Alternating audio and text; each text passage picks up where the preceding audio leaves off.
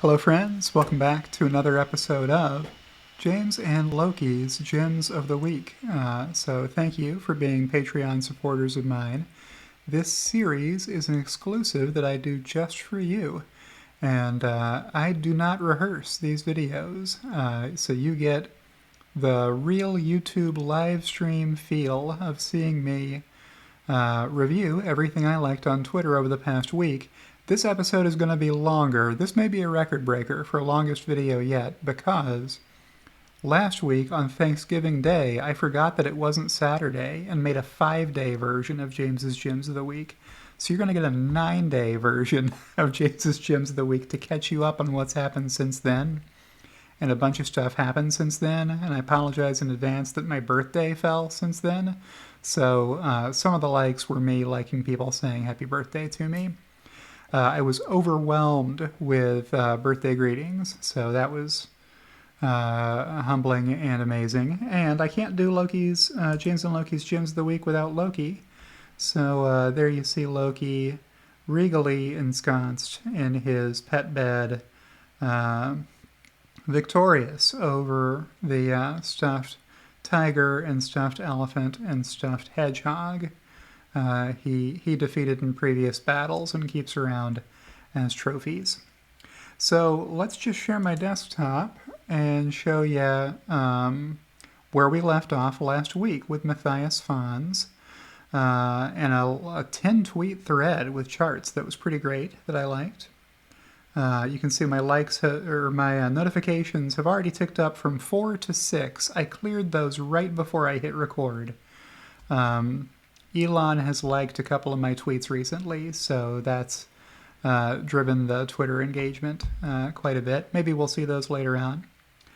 Maybe not. But let's see what tweet I liked next after that. The first one after recording last week's video came from Christopher Dungeon at Chris Dungeon on Twitter, who you should all be following. 2013 Model S should get an honorable mention. Why did I say you should all be following him? Because Chris Dungeon puts out Dungeons Daily, a thread where he recaps all the important stuff from a bunch of Twitter accounts that you may not be following. So if you want to keep up on all the Tesla news, Chris Dungeon is a good account to follow when you have time to go through his daily lists.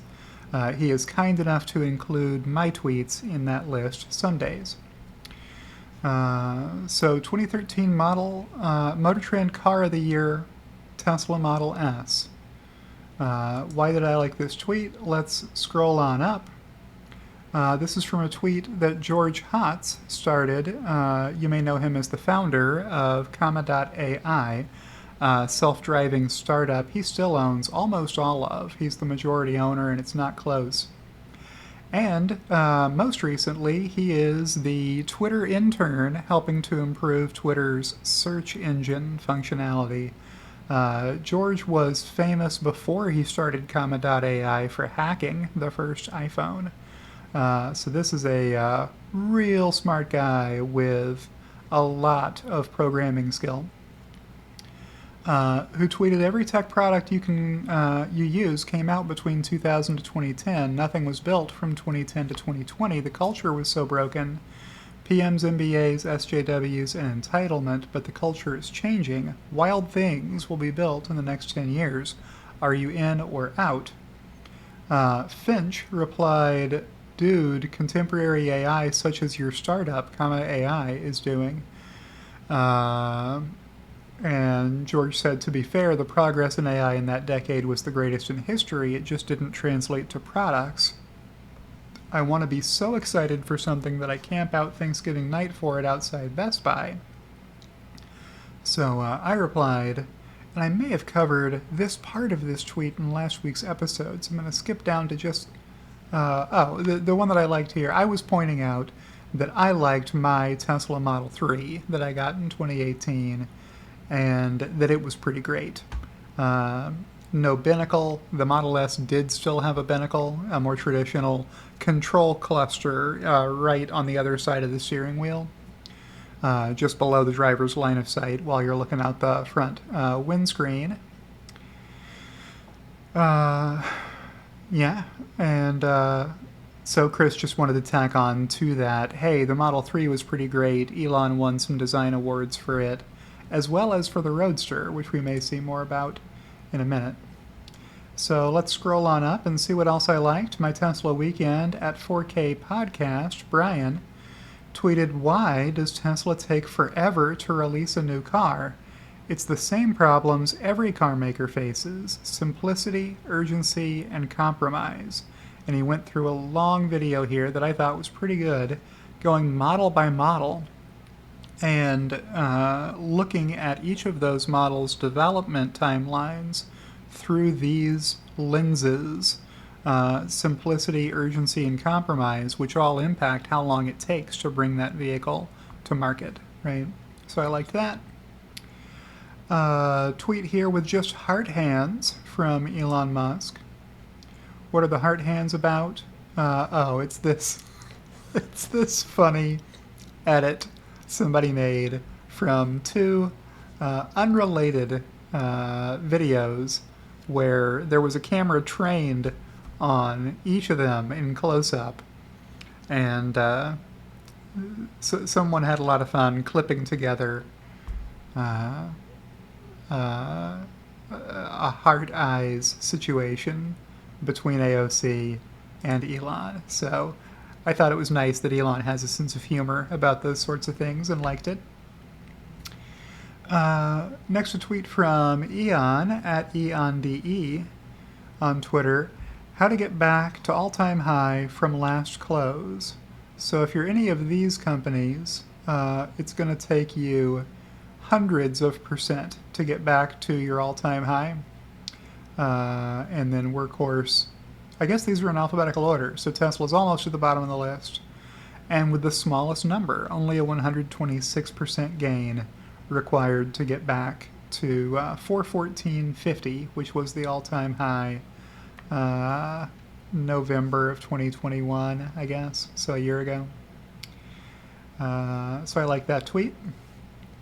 Another tweet from Matthias Fons at FonsDK on Twitter. I stand corrected on my second point. Bolster's cash position. Deferred revenue is a non-cash recognition. The $922 million liability is removed from the balance sheet, so it won't have an effect on cash, thus making it irrelevant with regards to a potential buyback. And he said thanks to me and to Tony at CPA in NYC. At least I saw somebody say his name is Tony, so I'm gonna assume it is until otherwise. Yeah, so I made a video about deferred revenue and how there's no additional cash. Did I make a video or did I make a tweet? I can't remember. I make too many tweets and too many videos to remember what's a video and what's a tweet. But yeah, deferred revenue, when you claim it off your balance sheet and flow it through as revenue, there's no new cash because you took the cash at the time you sold the vehicle when it was delivered to its buyer. It just wasn't made revenue at that time. It was held as a deferred revenue liability on your balance sheet saying, hey, we still have work to do on this. We can't claim that as revenue until we've delivered everything that buyer paid for. That's what deferred revenue is about. Next, a tweet from Your Thaker. Hashtag Tesla, 35x forward PE, 40% revenue CAGR through 2025, 50% earnings CAGR through 2025, 25% cash ROIC and increasing, wide moat secular growth tailwinds, and strong product pipeline through 2030, industry leader in both product and profitability. So if you want a one-tweet bull thesis for why a lot of people are excited to own Tesla, there it is, and that was his answer to Gergavin's tweet, what's the biggest current Black Friday sale in the stock market? The next tweet I liked came from Jim McPherson at McJames on Twitter. I gotta stop this phone from ringing. Hello? And there's no one there. Apologies for answering my phone. I didn't want it to keep ringing. Do a better job faking a phantom braking next time. This is so poorly executed. worse than Dan O'Dowd's video. You just happened to have an extra internal camera installed on your dashboard pointing back at you, I think, if this is the tweet I remember him replying to. Just happen to have lidless coffee, and real phantom braking doesn't behave that way. This is libel. So I love when somebody else shoots down the FUD already before I get there. So Tim Pool at TimCast tweeted, "I love it, but have a concern. The car slams the brakes on inappropriately. Twice a car was entering an on-ramp and yielding, brakes slammed hard and could have caused an accident. A car was turning left the other day, stopped, and my car just slammed the brakes on the highway." All right, so FSD safety tip from me to you, Patreon supporters. If you have FSD in your Tesla, you should always be positioned the way you would be positioned anyway if you were driving the car manually. What do I mean by that? I mean, your hands are supposed to be on the steering wheel. I recommend keeping them at 5 and 7 on the steering wheel, because the wheel, even if it wants to jerk one way or the other, won't be able to if you have both hands at 5 and 7, because at the 6 point, at least on my Model 3, that's one of the spokes of the steering wheel, so it can't jerk either way if you're supposed to be going straight. And always keep at least one hand on the wheel, and when you only have one hand on the wheel, grip one of the spokes with that hand. That way, whichever way it wants to spin, there isn't a free direction where it can just spin without your hand stopping it. All right? Next, what's your right foot supposed to be doing? It's supposed to be hovered over whichever pedal you would be pressing if you were driving the car manually. So if you're supposed to be going and not braking, your right foot is supposed to be over the right accelerator pedal. I keep mine real close to the accelerator pedal so that if the braking happens, my right foot is already over the accelerator pedal, and the accelerator will override the brake. In FSD, if the car wants to brake and you want to hit the accelerator, the car is going to accelerate. It takes the manual input over the computer input every time. Conversely, if the car should be slowing and not accelerating, your right foot should be over the brake. So, long story short, just do everything you would be doing if you were driving the car, and then be prepared for the car to try to do something else, so that you can take over right away with very little delay between the car doing something dumb and you correcting it, which is probably better for training purposes anyway. I hope FSD is trained on how I drive my FSD Tesla car. For efficiency purposes, I have the world's most efficient Model 3, as well as for response time in correcting mistakes that it makes. Some people give their FSD Tesla a very wide berth to try to figure it out when it's doing something wrong, and I do not. I am correcting mine almost right away when it's giving up and giving me the red screen with the red hands warning and the alert klaxon. So that's my recommendation to FSD users. Now, having said all that, my car is not constantly making mistakes. I have a lot of drives that are zero intervention, where it does everything right the whole time, even though I'm giving it such a short leash. So finally, I'll get to this video from Ton Arts. Your Tesla slams the brakes just when nobody expects it. No way, this Tesla phantom braking is now happening since 2016, 2017, 2018, 2019, 2020, 2021, 2022, maybe just one more software update. So look how hard he steps on the brake. Look how hard he steps on the brake. The Tesla does not slow down that fast, so that's the point Jim McPherson was making here. If it were going to slow down on its own, it would not stomp the brake like that. And why did you have a camera in your car pointed back at the driver holding a lidless coffee that you splashed over the front dashboard? It's super fake. So I like that tweet. Next, a tweet from Daryl Spice Jr. Thanks for the correction. So there's a missing tweet here.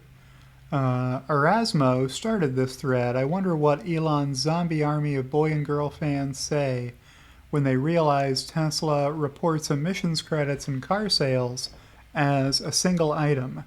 Well, that's not even true in the first place.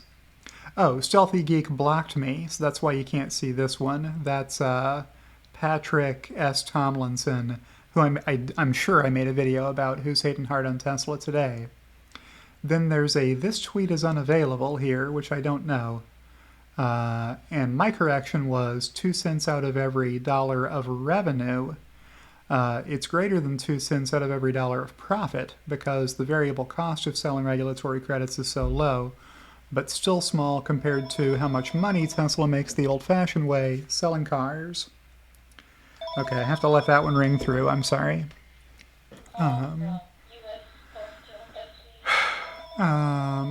Selling cars to buyers at world-class margins. So the mistake here must have been that Daryl Spice said it's only 2 cents of their profit. And the chart that he used to make that point was actually a revenue chart, not a profit chart. So yeah, it is only 2 cents out of the revenue, but it's more than 2 cents of the profit. That's all that was about. Next, a tweet from Alexandra Mertz, at Tesla Boomer Mama, who I am always happy to feature in James and Loki's Gems of the Week. I see them, am a proud Patreon supporter. You so deserve all our support. Plus, I can stare at Loki. Well, I hope you're doing that right now, Alexandra, staring at Loki right here in the Loki cam underneath me as he dozes away in bed. So here was this tweet. So I guess an old tweet somehow jumped up into the timeline from September 17th. And Alexandra thought that she was going to be featured in the video, but this was back when I was making these public to everybody, not just to you, Patreon supporters. So here's a tweet from Sawyer Merritt. I tried, with a laughing emoji here. So this was the Patrick Tomlinson affair where Sawyer tried to correct him. He's saying he tried. Yeah, regulatory credits do make up less than 3% of Tesla's automotive revenue. Sawyer has stated the matter correctly here. Tesla's GAAP net income year to date is almost $9 billion, $1.3 billion of which 14.7% comes from regulatory credit sales, meaning more than 85% of Tesla's profits come from selling physical products that are not regulatory credits. Now, I understand what Sawyer means here, but it's not as though regulatory credits are free money the government gives people. That's a complete misconception, right? If this were free money anybody could take as much of as they want, then every other company would be making billions of dollars per year selling regulatory credits into the ether or to the government, right? That ain't it. That's not how it works. In order to sell a regulatory credit, you have to also sell an electric vehicle. If you're not making compelling enough electric vehicles to sell them into the market to human beings, to car buyers, you don't have any regulatory credits that you can sell. So you have to create a physical product first, and the physical product has to be good enough for people to want to buy it. And only after you've done those things can you sell regulatory credits. So there is a physical products and services element to this, right? For every one of those vehicles you sell, you have to service it. So products and services indirectly apply to regulatory credit sales revenue because only those who sell compelling electric vehicles can make a lot of profit selling regulatory credits, okay? So this must have been a reply from Patrick Tomlinson, indignant at being rebuked by Sawyer. And Sawyer said, here you go. These are the regulatory credits, $0.3 billion in Tesla's most recent quarter, Q3 FY22. Here's the net profit, $3.3 billion. Do you notice how this green bar is bigger then this gray bar, oh sorry, that's leasing, this is regulatory credits, then this gray bar, if this one looks 10 times bigger to you than this one, you're correct. It is. It's 10 times bigger, or 11 times bigger than this number. So how did it grow from only 0.3 billion to 3.3 billion? It was these auto sales that Tesla made that were profitable. So Patrick claimed that all of Tesla's profits were from regulatory credits, which is just a lie that Sawyer was illustrating with the help of this kind of chart. Somebody told me what the name of this chart is, and I forgot. So if you remember what the name of this style chart is, refresh my memory in the comments below. And Marco said, hey James, please help him out. And I said, unable to. Stealthy Geek has blockaded my help. So yeah, Stealthy Geek blocked me after I corrected him on his thread. He hid my reply and blocked me after 2 replies. So it may have been anybody who replied more than once he was blocking. I don't know. So yeah, Patrick said revenue does not equal profit. And then he said, income also doesn't equal profit, to which I had to reply, in GAAP accounting, net income is literally after-tax profit. If you ever see a page, with a chart of net income is after-tax profit. Patrick is using the word income here colloquially instead of in an accounting sense.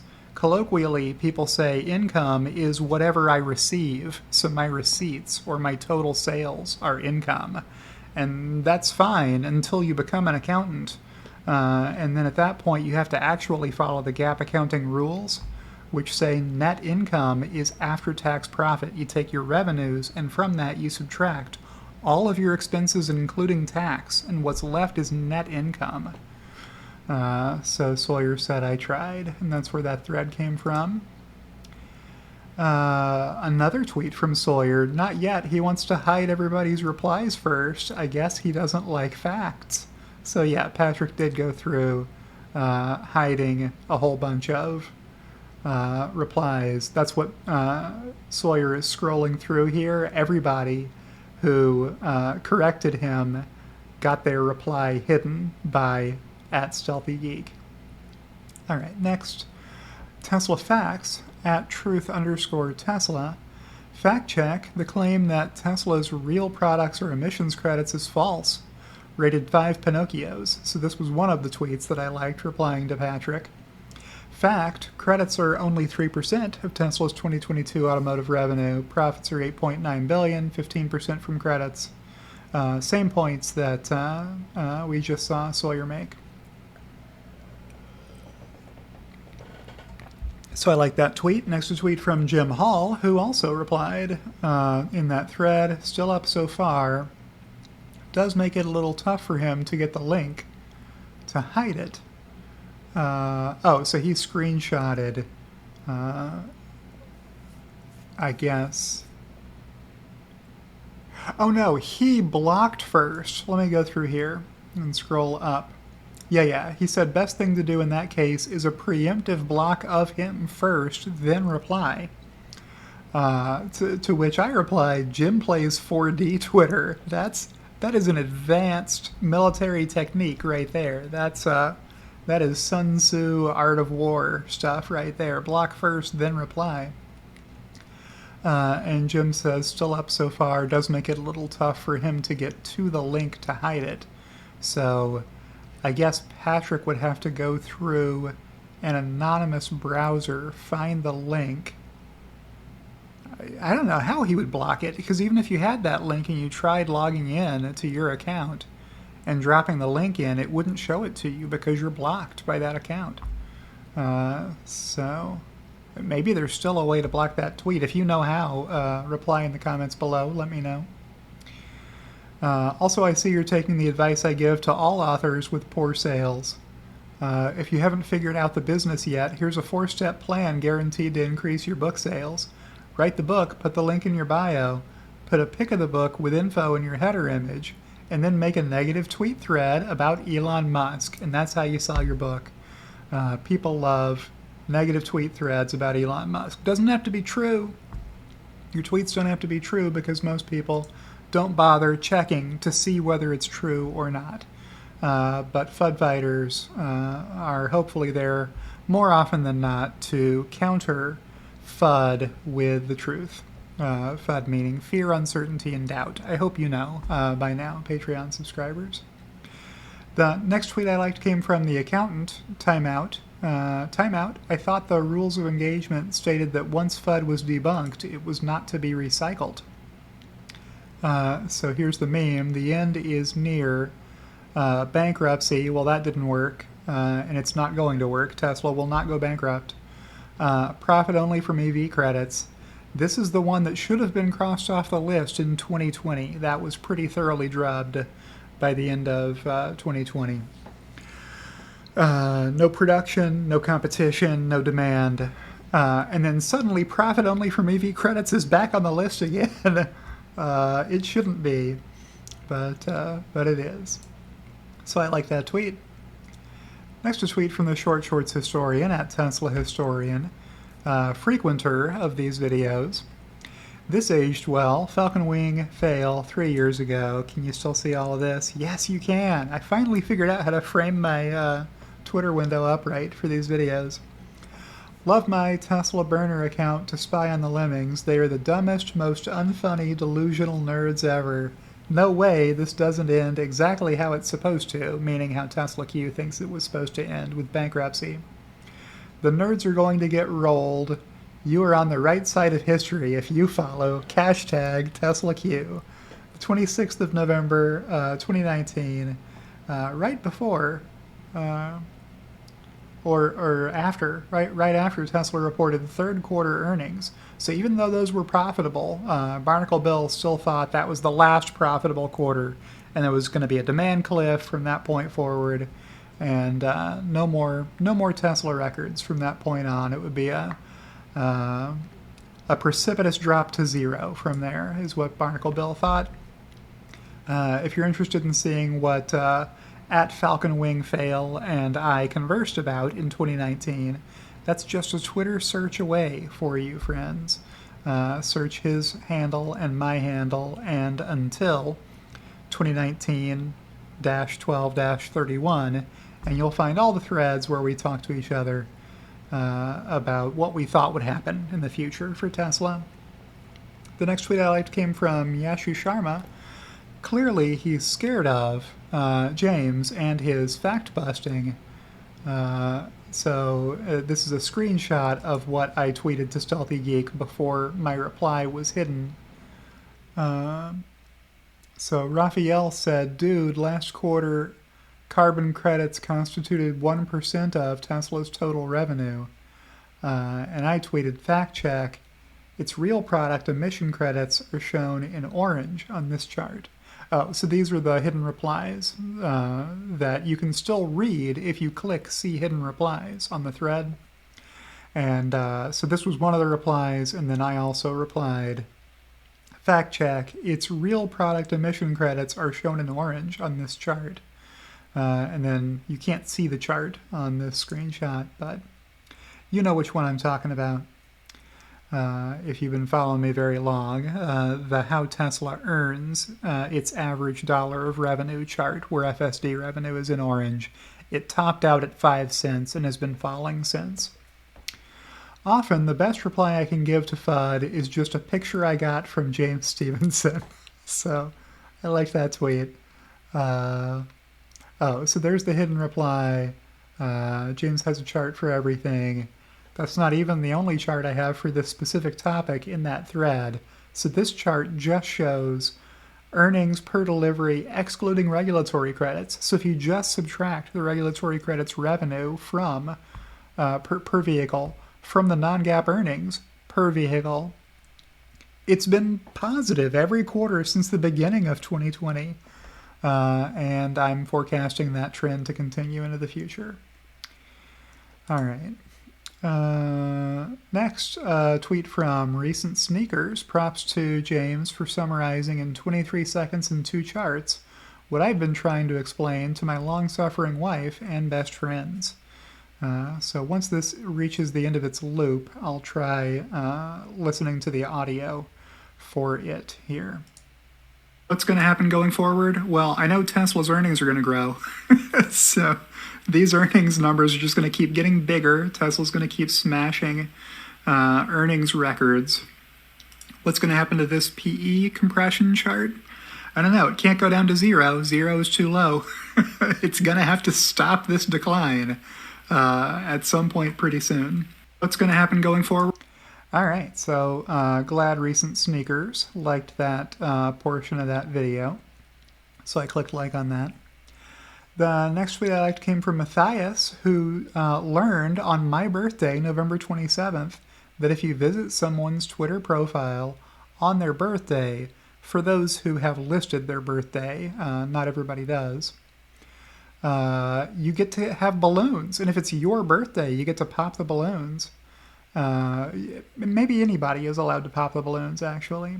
So he said happy birthday. I thought that was a pretty good tweet, so I hit like on that. A bunch of other people did too. So there may be a bunch of birthday tweets here for a bit. Sorry about that. Well, I got birthday wishes from Sawyer Merritt and from Alex at AJ Tourville, who sent me a nice Bill Murray gif with congratulations. And the next tweet that I liked came from Hein the Slayer, who you should follow. This is a great account. Haha, it's your own fault, James. You fought this battle of wits unfairly by bringing facts and figures. He only brought Porcelain Thrones thoughts. Shooting down an 18-tweet thread with 280 characters and an infographic. Priceless. So I got blocked by Patrick. I said, trying to help somebody stop embarrassing themselves publicly. What thanks do you get? So here's the tweet in question. Patrick said he thought GM was going to buy Tesla after it crashes. Well, the crash would have to be like the most monumental crash in the history of the stock market, without exaggeration, for that to happen, because Tesla is a company with a market cap over $500 billion. I get my millions, billions, and trillions confused in these videos sometimes. That's $577,426.61 million on this chart. And an Altman Z-score of 12. Here's Tesla's competitors. GM is next on the list if you rank it by market cap, which it appears they have done, at only 57 billion, so 1/10 as much market cap, and and also 1/10 as much Altman Z-score. This is not good. You don't want to have an Altman Z-score below 1.8, friends. That's not where it's supposed to be. You want your Altman Z-score to be above 3. Now, sometimes some people complain that General Motors and Ford should be allowed to be this low because they have financing arms, and financing arms behave more like banks, and banks' debts don't count like borrowing because they have assets. They have receivable assets that offset those liabilities. All right, fine, but it didn't stop GM from going bankrupt in 2008 with exactly the same business model and exactly the same kind of debt. So don't give me the baloney that don't try to feed me that baloney that the company can't go bankrupt if its debt is financing related. They have plenty of other borrowing as well. So even if you were to exclude the Ally Bank debt from GM's total long-term debt, there would still be a bunch of debt from them borrowing to fund their factories. And, oh, by the way, their dividends, and, oh, by the way, their share buybacks. They're doing all of that with borrowings, which is also not what you want. So those are my thoughts on that. Let me back up and go to the next tweet that I liked. One of the most concise takedowns I've seen from executive producer Kathy Kitchler. So follow Kathy Kitchler on Twitter if you don't already for a lot of good tweets. And I also liked her happy birthday wishes here. Thank you, Kathy.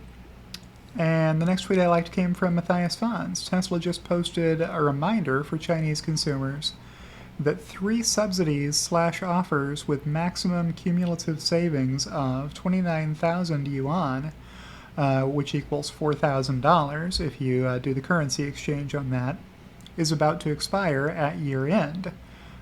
So yeah, that NEV subsidy is 11,088 Chinese yuan. And the Shanghai subsidy is 10,000 yuan, and the Tesla insurance offer is $8,000 worth of Tesla insurance for free in that promotion. So those are all expiring, and Tesla sent out a communication about that, so I like that tweet. The next tweet I liked came from Sawyer. Sawyer put out a lot of good tweets this week, as he normally does. News. Tesla is reportedly developing a revamped version of the Model 3. According to 4 people with knowledge of the effort, aiming to cut production costs and boost the appeal of the 5-year-old electric sedan. So with the Model S, Tesla waited about 8 years to do the plaid refresh on it and give it a new screen and a new rear seat screen and a new steering wheel yoke, a steering yoke instead of steering wheel, and change out the engines, the electric motors on them, and all sorts of other stuff to kind of keep the exterior styling similar enough that it's recognizable as a Tesla Model S, while really upping the value people get from the interior components and the technology and the performance. So Sawyer is saying something similar may be happening for Model 3 to make it substantially better. You know, Tesla's all about continuous improvement, so Model 3s get better all the time. Sometimes they get a little worse. I like the Model 3 that I got in 2018 because it came with stuff like the HomeLink garage door opener that's automatic, the glass roof that shows orange with raindrops on it. They got rid of that after a while. There's probably a bunch more that I'm forgetting. Yeah, Tesla makes changes all the time, but this looks like a big refresh. One focus of the redesign, codenamed Highland, is to reduce the number of components and complexity in the interior of the Model 3, while focusing on features that Tesla buyers value, including the display, Reuters said. So a better display, whatever that means. Reducing the number of components and complexity may involve front and rear castings like Model Y already has. So that would speed up production from the places that make Model 3 if they were to start using front and rear castings instead of really complicated assemblies with dozens of parts, which was the original approach. The revamp of the battery-powered sedan, which could also include some changes to the Model 3's exterior and powertrain performance. Tesla's Shanghai Gigafactory will put the redesigned Model 3 into production in the third quarter of 2023, so less than a year from now, and Fremont will also make it. As with basically all Tesla rumors, I would take a grain of salt with all of this info. Yeah, so as Sawyer's saying, he just reports what's said about Tesla in the news. Nobody has a perfect accuracy record, but they might be right. So, yes, that's a rumor from Sawyer that I liked. It could be true. Another tweet from Tesla historian, "What happened, John?" At Almington Cap 3 years ago, John Engel describes himself as Almington Capital Merchant Bankers, which I've always thought was an unnecessarily stuffy way of describing oneself on Twitter. Hashtag Tesla is a glaring short, outrageous valuation, massive debt, legal risk, rising competition, aging platforms, peak demand, declining revenue, net negative capex, joke truck, iffy Model Y, why? Weird they never mention pre-order numbers. No, there's probably no demand for Model Y, which is now the world's #1 selling model by revenue. What's not to love? Hashtag Tesla Q. So that's a whole lot of wrong in one little tweet. So I liked that quite a lot. John Engel was wrong about almost everything and continues to hold these beliefs.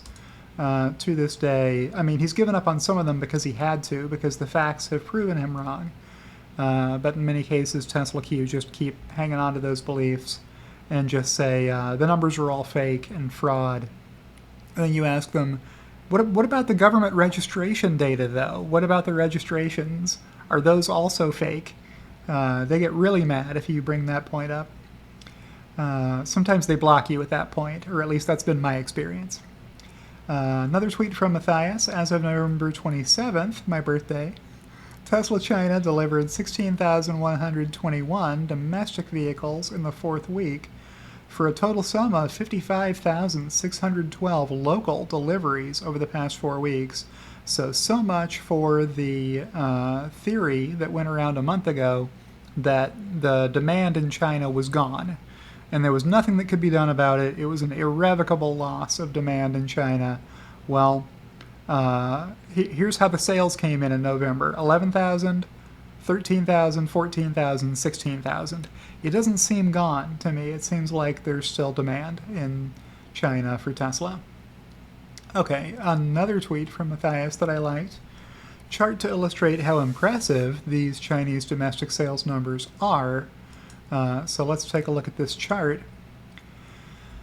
So if you look only at the second month of the quarter and you go back 8 quarters, so for each of these quarters you're looking only at the middle month of that quarter, here's how they stacked up.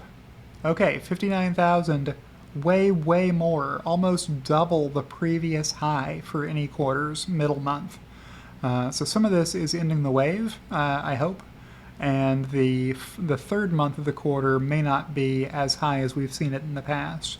But over the course of the entire quarter, the deliveries will be more smooth, and the cost per vehicle delivered will be less. I know I made a video about that, so go check it out if you're interested in learning more about that. So I think we're off the Patrick Tomlinson thread now, and we're on to the other thread. I'm sure we'll see the guy's name in a minute. So, yeah, I'll show you the original meme when we get to it. It'll be in here. But this is a picture of Mark Tarpenning and Martin Eberhard. They created a PowerPoint presentation about Tesla. So this inspired me to make my own meme describing matters more accurately about what's going on in this photo. But yeah, this was funny enough. But I punched this up a little bit and tweeted it out, which is fair game in memes. Memes are made to be re-memed and shared. So we'll get to that, I'm sure, momentarily. The next tweet I liked came from Farzad Mizbahi. Tesla's upcoming customer base, $25,000 car robotaxi, is not only going to be its largest by far, but has little to no time to invest in this drama. They're cost conscious, first and foremost. None of this will matter as long as Tesla's value proposition is undeniable. Hashtag Tesla. So that was the first tweet. The only tweet in that thread, I guess. And I replied saying the demand cliff theory requires consumers to suddenly stop buying the best cars available. People rarely make principled decisions that adversely impact their personal financial well-being. So yeah, you'll see a lot of people picking at Elon Musk, complaining, calling him names on Twitter. But when it comes time for people to spend their own money on a car, few are so committed to hating Elon Musk that even after figuring out that the best value for their money is a Tesla, they would spend more money on an inferior vehicle instead, right? There's just not a lot of EQC buyers, or whatever the Mercedes EV is, that's worse than a Model Y in terms of all the stuff you care about when you're a car buyer. Safety, performance, features, technology, range, efficiency, the list goes on. If you're comparing on those aspects, and Tesla wins every time you're doing your research before you make a major purchase decision, probably you're just going to make the decision that's in your own personal financial best interest, and not the one that matches whatever beliefs you espouse publicly. Even if you're someone who's been turned off recently by Elon Musk's antics. By 2025, Farzad went on, Tesla will likely offer one of the lowest, if not the absolute lowest, cost per mile transportation solution in the world. And Elon Musk liked this tweet, so I figured I should also like it. So that's pretty great. So here's the Jake Bro tweet. That's the name of the guy, and this was his version of the meme. He didn't make this version of the meme. He found it and tweeted it with this caption over it. It's always worth reminding Musk's fanboys. All right, I made a video about this, so I'm not going to repeat all that because you might have seen that already and be annoyed to hear me repeat it all again. But if you didn't see that, it's on the screen here. You can pause it and read what this was about. It got tons of interaction, tons of likes and replies and comments and retweets. The comments were mostly people trying to set the record straight on this. So Cobus V, at Cobus V 19XX on Twitter, said, read back further, this is what the thread was in response to John Hansel, author, who said, fine, Elon is the hero, we all get it, he's beginning to sound like Trump re Hillary's emails, let it go already, Musk. So this was my tweet with my version of the meme. You can tell because I inserted my logo here on the shelf behind Eberhard. You know, in case you thought it was only them. Sarcasm face emoji, smirking face. Hashtag Tesla. So what did I say? I said, this is a picture of Mark Tarpenning and Martin Eberhard posing with an electric sports car Elon Musk engineered more than 2 years after co-founding Tesla with Elon Musk, J.B. Straubel, and Ian Wright. So these 5 individuals were the founders of Tesla, and that isn't my opinion.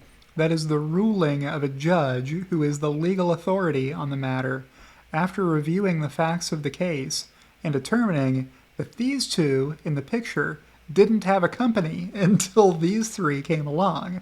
What these 2 had was a PowerPoint presentation and an idea for a company they might start, and no progress toward making that company other than trying to find some people to invest in the idea with them and start the company. And these 3 people were 3 of the people who they talked into starting the company with them. So these are just the 2 idiots who showed up first. And I'm probably unfairly demeaning Mark Tarpenning as an idiot. I shouldn't say it that way. I'm trying to make a point. So Mark Tarpenning may be a really nice guy, fine, smart, intelligent person. But this guy, Martin Eberhard, has been described by Elon Musk as the worst person he's ever worked with. And that is a high bar, friends. Elon Musk has worked with a ton of people, some of whom are bound to be among the biggest jerks he's ever met. So yeah, this guy tried to torpedo the company, is what he did. He misled the board. He misled Elon. He lied to Elon's face about how much it would cost to build this roadster because Elon was engineering it, and Eberhard was responsible for the procurement aspects of sourcing the parts that went into the vehicle. And so he forced Elon to have to go to everybody on the reservation list and apologize and say, hey, the reservation price we quoted you has to go up because it's costing us more to make these cars than we told you they were going to be priced at. So yeah, this guy nearly killed the company, and he's posing in front of a car Elon Musk engineered. So that was my tweet that Elon liked and replied to saying correct.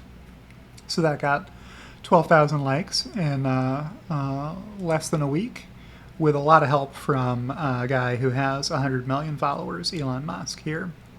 So I liked his tweet when he said correct. Next, a tweet from Jimma at James Dalma. I think Optimus is what it appears to be. Doing a smartphone is hard, and doing it well is extremely hard. It's not a small project, and it wouldn't happen fast, but doing cars and rockets is also really hard, and Elon Musk has done those things, is how I fill in the remainder of that sentence from James Dalma. So this was in response to Abel Doc, Dr. Abel Lawrence, MD, who is in India, who said, what would it take for Tesla to do a phone? It would be simpler than Optimus Subprime, and its silicon and OS, is packaged correctly, could become a phone. Everything in a phone is needed in a humanoid robot. Is Project Optimus a cover for the phone project? Now it makes sense. So I think he's saying, hey, there's FSD computers in the Optimus robot already so that it can recognize the world around it and move through it and perform tasks and stuff. So that ought to be plenty enough power for any smartphone. You could make a pretty kick-ass smartphone with that processor in it, probably. So Tesla's bringing that to the table. Apart from that, what else is there to make in a cell phone? You've got an operating system. Tesla has an operating system. There's lots of manufacturers around the world already making smartphone screens and buttons and stuff, right?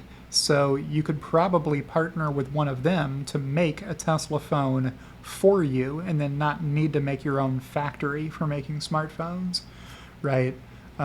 So Tesla could partner with Foxconn or LG or whoever, to make a smartphone. Probably put out a few bids or requests for proposal to produce that phone and go with whichever bid they thought was the best. But making a smartphone is hard. Doing it well is extremely hard. So I like that tweet from James Dalma. Farzad just killing it with great tweets this week. We're complaining about Apple's monopolistic app store. In 10 years, we'll be complaining about Tesla's monopolistic self-driving software.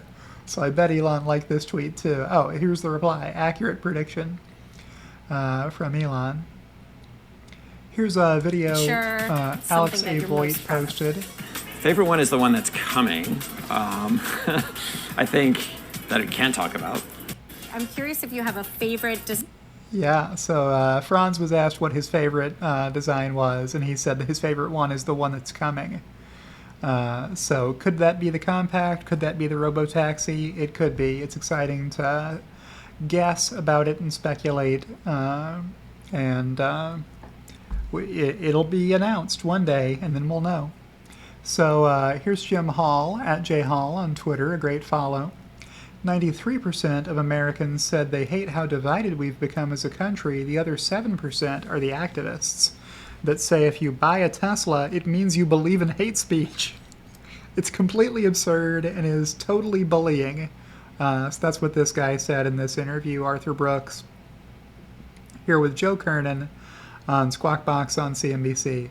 So you can go check out this tweet if you want to hear the whole thing. I won't play the 2 minutes for you because we have a video more than an hour long coming from me. we're not even to December yet. Today's December 3rd. So I also like this tweet from Elon Musk. Cancel culture needs to be canceled. Here's a winky emoji from Elon Musk. Back to Sawyer Merritt, who pointed out the same thing from the same interview of Franz von Holzhausen, which you should watch at the Peterson Museum, that had an exhibit of all the Tesla design studio produced vehicles. So that's a winky emoji here from Elon means, yeah, there's one coming, and yeah, we can't talk about it, but yeah, it's going to be pretty great. So exciting stuff there. Here's the tweet from Franz with a link to the article you can go check out. Not the article, the video. Another one from the Shorts historian. Oh yeah, show me the one real OEM that has replicated Tesla's fart app. So here's Wolfgang Pipperger from 4 years ago. I think he is a Mercedes executive living in Poland, if I remember my facts correctly. Tesla is a total joke. Everyone with an ounce of brains has understood that Q3 was an unsustainable one-timer. Everyone should understand that China/Norway sales are tanking. Tesla continues to set records, of course, in China and Norway. Everyone understands that there's nothing unique about Tesla that real OEMs can't replicate. Yet, $349? Well, you got to divide that number by 15 if you want to know what it was trading at in late 2018. So a little north of $20. So, $23 and a few cents is where it was trading back here. Well, you can see it on the chart below the 50 line. So, yeah, that's where it was. Would have been a pretty good investment for Wolfie to have made. Even if he had never sold at these higher price levels, he would still be up 10x. That would have been a 10 bagger for Wolfie if he had invested at that $349 price point, which he thought was so overvalued. All right, the next tweet from Sawyer. News: California Department of Transportation orders 399 Tesla Model 3s worth $18 million. This is the largest known EV fleet order from a U.S. government department at either the federal or state level. So the next time you see a tweet from a hater saying Teslas are unsafe, ask them how the California Department of Transportation decided to order 399 vehicles, Model 3s, to give to their employees to drive on the highways. Does the Department of Transportation know anything about vehicle safety? Probably. Right? Here's a tweet from Gary Black at $197.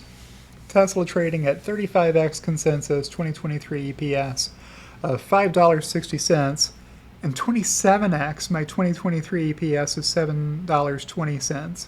So those are low PE multiples for a company growing its long-term volume by 40 to 45%. Volume flows through to bottom line earnings at higher rates than these because of efficiencies, economies of scale. Operating leverage, all that stuff improves, and these earnings grow by more than this amount. So Peter Lynch would tell you these PE multiples are a heck of a bargain in this bear market. There is no mega cap growth stock, not Facebook, not Google, not Amazon, Apple, or Microsoft, that's cheaper on 2023 PE relative to future growth rate. What matters to investors? Future earnings matter to investors. What matters to investors about the past? Almost nothing. What matters is what's going to happen in the future, right? There are no lifetime achievement awards priced into stock price valuations. It's all about, are the earnings in the future going to be more than they are now? And then pricing in appropriate risk for that forecast. All right, next is Gary Black tweeting, for those who missed it, Tesla Shanghai production reached 87,000 in October, which implies 1.1 million annualized production going forward. This, combined with Giga Texas ramping to 5,000 per week and assuming Berlin does the same, puts 2023 Tesla production at 2.2 million, way above the street's estimates of 1.96 million. So this could represent an investment opportunity for people who know this before Wall Street figures it out, which is not investment advice. Do your own research for entertainment purposes only, etc.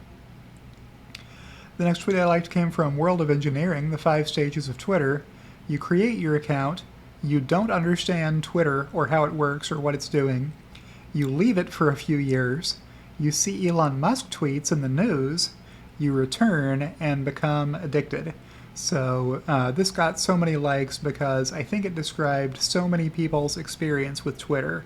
When you first start up your Twitter account, you get no traction of any kind, and there's no reference manual for you on how you're supposed to get anyone to follow you. how you're supposed to get anyone to read your tweets, right? At the beginning, you're just tweeting to nobody. There's nobody reading your tweets. So you get no likes, you get no feedback loop, you get no appreciation for ever writing anything clever, and you give up on it for a couple of years until you come back and start replying to other people's tweets that are getting a lot of interaction, and you add value to the conversation.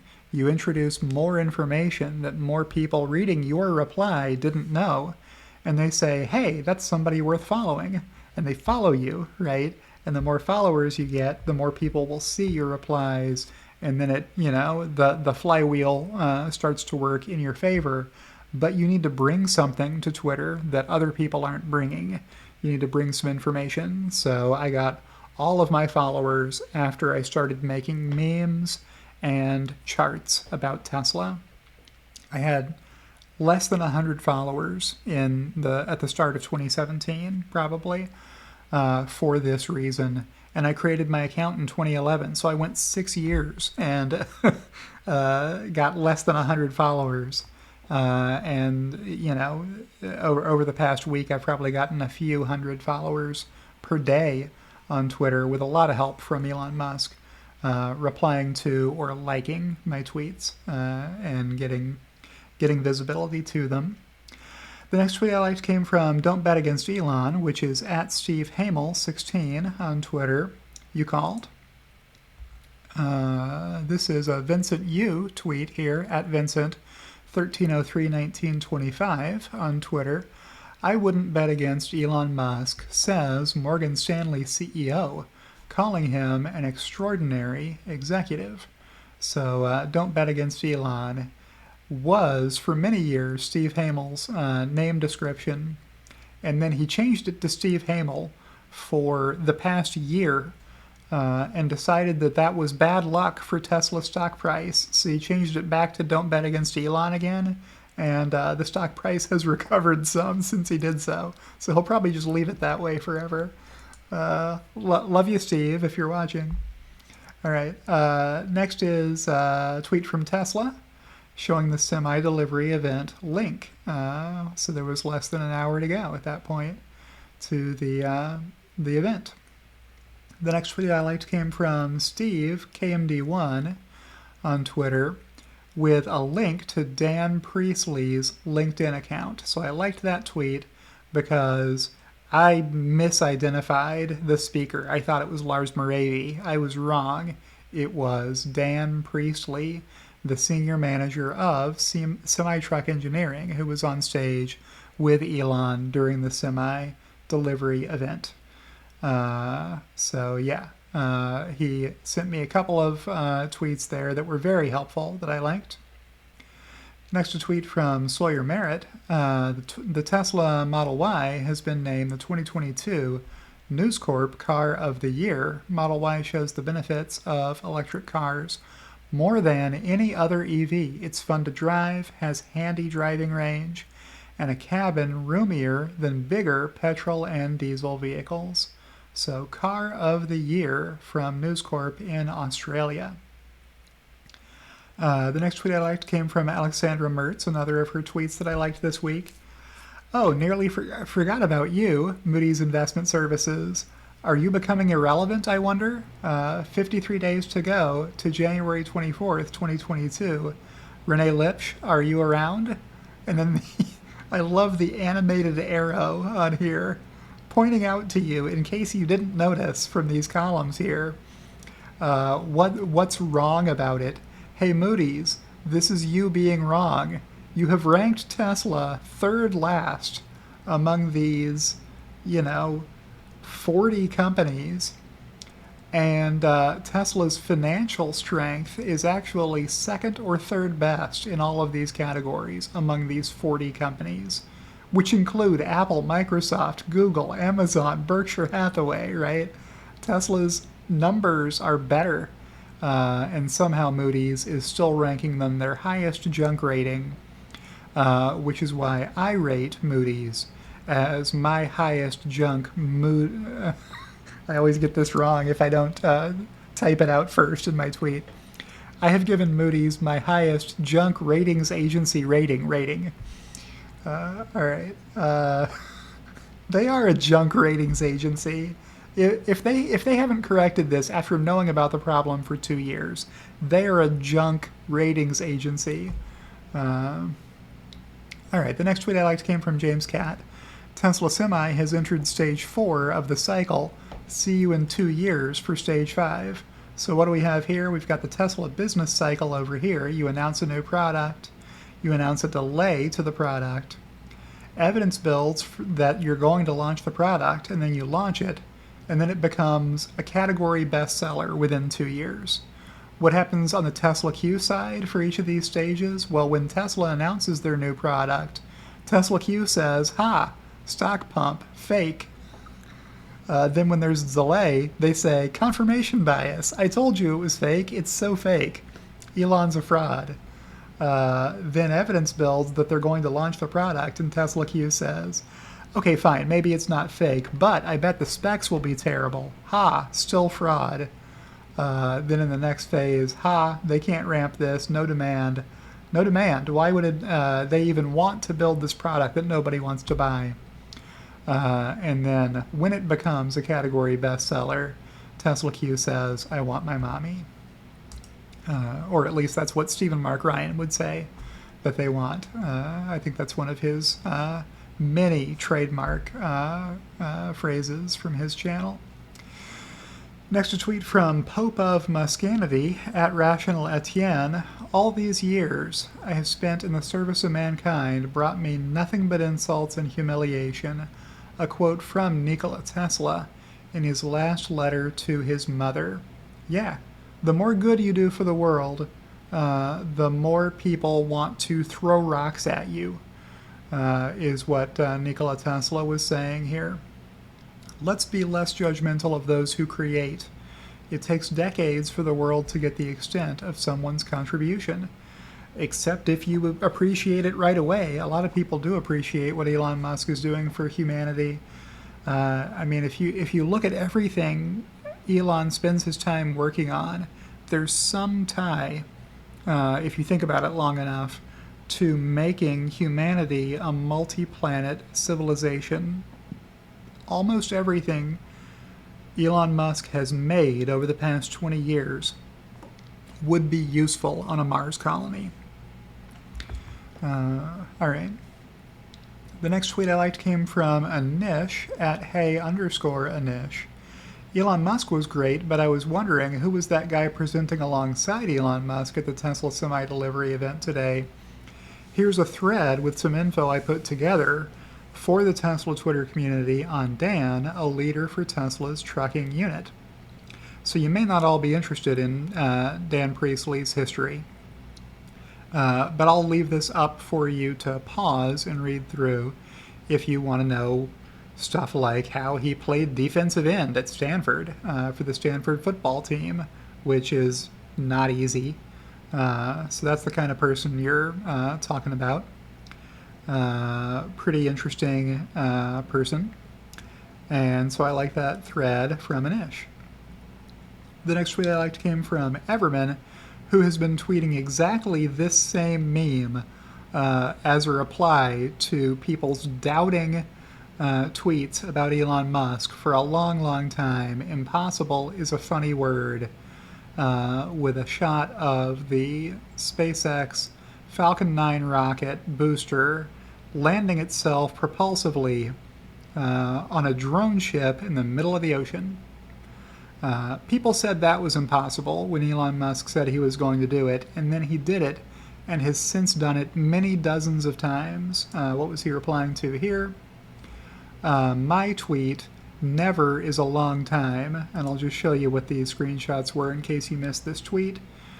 At Tesla Charts, tweeting Tesla Semi hopefully towards the end of next year means never.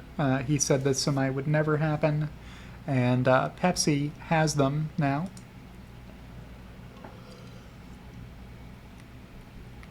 Next tweet from Dave Kranzler. Semi was supposed to be rolling off the production line this month. Now deferred until 2022. I will bet anyone any amount the Lego truck never happens. Hashtag Tesla Q. So this account is still around and still espousing Tesla Q dogma on Twitter. Here's one between Tillman Winkler and Jurabilis on Twitter. Tillman said, I too would stay away from shorting Tesla at the current price. Tillman is a longtime Tesla bull and FUD fighter on Twitter. Jurabilis, read again, the higher the share price, the better to start shorting Tesla Q. You're welcome. We all know where Tesla was trading in early 2019, under $200 a share at the time. So way below $10 these days. Tillman Winkler replied, right, and I consider the price to be rather low. He was correct. What would be an appropriate market capitalization for that hypergrowth enterprise we all affectionately refer to as Tesla Q? Well, Jurabilis did not believe Tesla was a hypergrowth enterprise. Tillman said, more at the moment, and if you believe that they will bring Model Y to market and soon make an extra 3,000 Model 3 in China and ramp to 7,000 in Fremont and get the Semi to market sometime within the next 24 to 30 months, way more. Well, did it take longer than 24 to 30 months? Yes, it took a little longer than that to get the Semi because the cells were constrained. Tesla couldn't figure out how to beg, borrow, or steal enough cells to make them. And Jurabilis replied, here's a bitter lesson for you. There will never be a Tesla Semi. Moreover, there's no financing for a Model Y factory. Please do your research and cut back on your Kool-Aid intake. Hashtag Tesla Q provides you with eye-opening research. All you have to do is listen. So what does this boil down to besides the wrong tweets? Hey, just do what I do. Just listen blindly to what the leaders of Tesla Q are telling you about Tesla, and then you don't have to do any research. All you have to do is take the word of Montana Skeptic and Tesla Charts and Mark B. Spiegel and Gordon Johnson. Just whatever they're saying, believe it, and then you'll be able to make smarter investing decisions, is what Jurabilis was saying. Here's a tweet from Anthony Pesic on Twitter. Just imagine how bad the range of a fully loaded Tesla Q Semi would be, hypothetically, of course, because it'll probably never come into production. And got a reply here, it'll have much more battery capacity, try again. And Mr. Potato Head at Hot Pockets Forever on Twitter replied, how much cargo you think a Semi can carry if it's already using a quarter of its gross payload for batteries?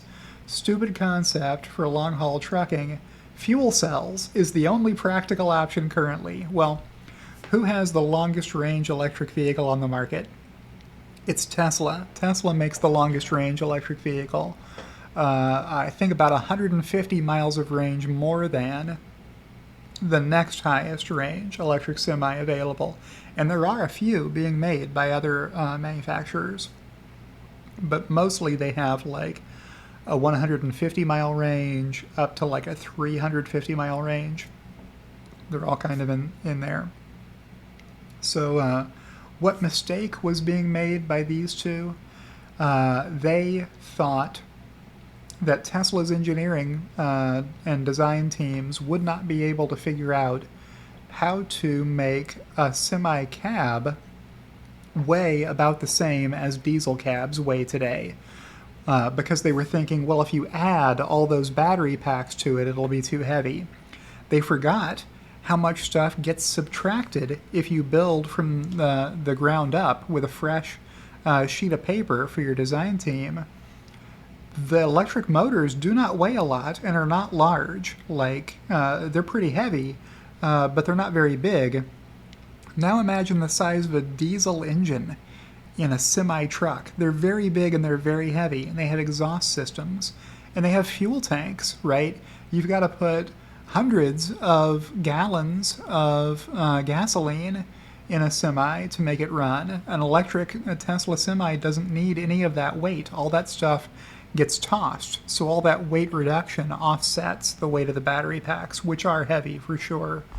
Rob Maurer in his latest video is guessing that there's a 900-ish kilowatt hour pack in the Tesla Semi to give it the range that we saw based on a few different tweets he's piecing together and doing some detective work on. That's probably not very far off. So yeah, they were wrong. And those were those 4 tweets. So I'll back out of there. And here's a tweet from Elon Musk I like. Twitter acting by itself to suppress free speech is not a First Amendment violation, but acting under orders from the government to suppress legal free speech with no judicial review is. Yeah. So that's the crux of the issue that Matt Taibbi was tweeting about last night. Hey, people need to know that politicians are contacting Twitter and saying, I want you to remove these tweets, and that Twitter was doing it. So in some cases, those were probably the right decision, and in other cases, maybe it's questionable. And here's a tweet from I Like Teslas on Twitter. This is the proof of him shaking Elon's hand. Hey guys. Hey guys. So I like that tweet. What was this in reply to? This was in reply to my tweet that I sent out last night, so we're getting close to the end of the video. Monday, take Apple to task. Tuesday, test Starship's Raptor 2 engines. Wednesday, announce machine-brain interface human trials in less than a year. Thursday, deliver first 500-mile range Tesla semis. Tesla is just as good as saying electric. I don't have to say the word electric on that bullet. I had to conserve words on this tweet because I ran out of characters. Friday, reveal how politicians control the mainstream media and social media. That's some of Elon Musk's week. What did you do? So I got 10,000 likes on this tweet, again with the help of Elon Musk, who liked this tweet last night. And I said, point is, if you want to make a top 5 list of stuff Elon Musk did this week, you're going to be forced to leave out something from this list. Met with Emmanuel Macron, suspended Ye's Twitter, announced Starshield, the military communication network of satellites that SpaceX is going to be launching for the Pentagon to have secure communication.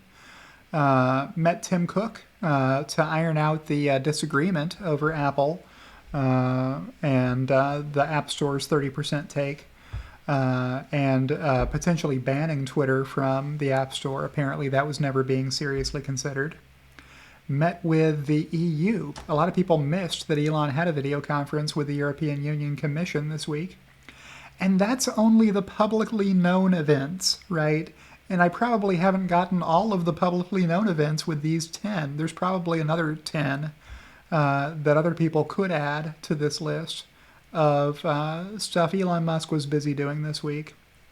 So I Like Tesla has reminded me, you keep forgetting that Elon met me this week, so he's adding that event to the list, shaking Elon's hand at the semi-event that I Like Teslas was fortunate enough to be able to attend.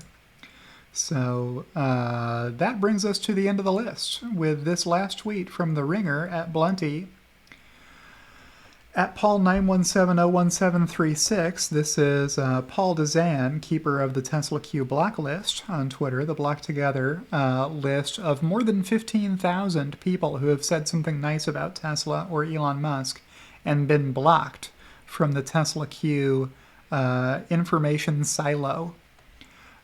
So many flying monkeys coming down on me just because of one posting by @ICannot_enough. What's this reply to? I was the only like on this tweet. So we'll go to the top here. Girabilis, still at it, promoting FUD. Musk's fanboys will do anything their leader does, even if it's Neuralink, including horrible pain in monkeys. Well, that's not true. Just go watch any video from the person who heads up the animal research program for Neuralink. Elon Musk makes it incredibly easy to hate him. Hashtag Musk is a sociopath. Hashtag ElonQ. Hashtag TeslaQ. Blown away by this interaction, a Musk fanboy trying to convince me it's actually extremely normal for monkeys. Oh, come on. No, I'm not going to read the rest of that. I didn't see that before, or I wouldn't have paused on it. The Ringer said, "You are the same idiot who also said the Tesla Semi would never get produced or delivered." So Jarabelis was the one who provided the template for the reply. "Hey, Paul, block this person for me. I don't want to see their tweets anymore. So many flying monkeys coming down on me just because of one post from I cannot underscore enough." We just saw that one that he's referring to, where I called him on his stupid beliefs from 2019 that have since been stomped to death by Tesla. So I like that tweet. And that brings us to the end of this week's episode of James and Loki's Gems of the Week. So what's Loki up to? Just scratching his ear. Anything to add, Loki? No? All right. So with that, I will outro and say if you've enjoyed today's video of James and Loki's Gems of the Week, click the like button. Even if this is a private video, it's still nice to see some likes on it. Reply below if you have anything interesting you want to say to other people who watch this video, or to me if you have questions. I'll reply to you once I see them. And if you're not subscribed to my channel, you sure ought to be if you're a Patreon subscriber, but I'll leave a subscribe button over here for you to click if you're not following me. And thank you to all of you who support me. Patreon is the method that I recommend that people support me through. But if you would also like to join my YouTube channel, there are a couple of fun perks that come with doing that.